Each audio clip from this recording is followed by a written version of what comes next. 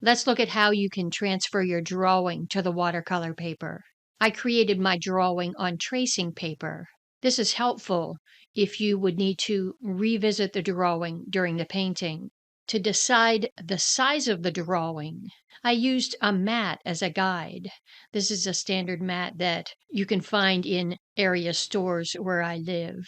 This is how large the painting will be when placed inside the mat. You can lay the mat on the watercolor paper to center where the drawing will be on the paper. Tape the drawing to the watercolor paper.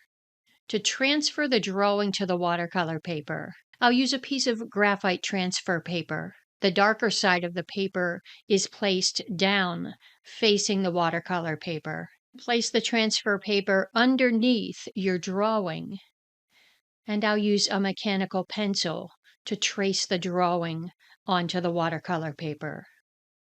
If you're not sure how dark it will be, do a test run on a small part of the drawing. Just lay in a couple lines and shapes. See if you can see it. If you'd like to go darker, press a little harder with your pencil. If it's too dark, use less pressure. Take your time creating the drawing and take breaks as needed.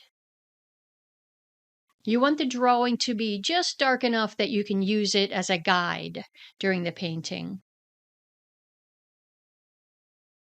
And there it is. The drawing is finished and we're ready to paint.